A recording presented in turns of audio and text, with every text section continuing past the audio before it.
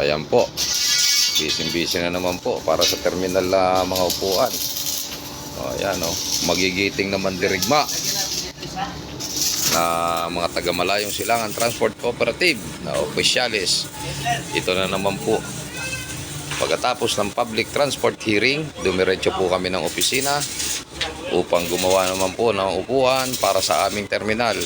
So ganyan po kaagap at kasisipag ang ating mga opisyalis. Lahat po yan ay mga skilled workers ang aming mga kasamahan dito sa Malayong Silangan Transport Cooperative. Ayan. Ayan po, gumawa na po ng mga upuan. Dahil kami po ay walang pambayad sa manggagawa. Dahil ang aming pera ay amin pong tinitipid. Kaya sariling sikap lamang po muna ng mga opisyalis.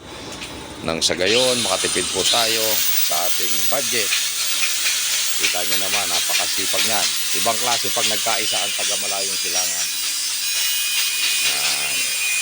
Dalawang welding machine, dalawang skilled worker, at yan, mga labor po na yan ay mga opisyalis din.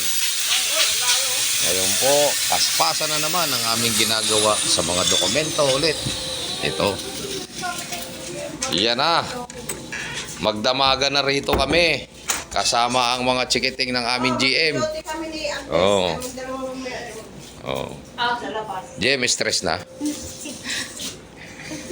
Pagod na? Oh. Kita nyo, may pinapirmahan po sa akin. Hindi ko alam to kung ano. Aso ko yan.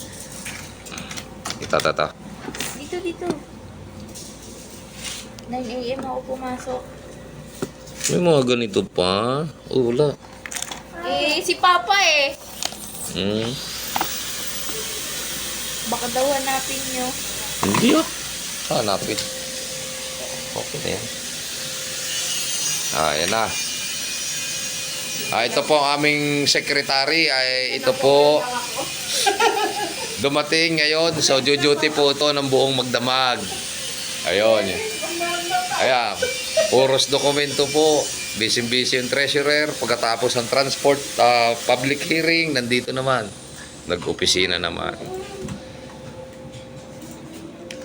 Ayan. Ayaw mo naman eh.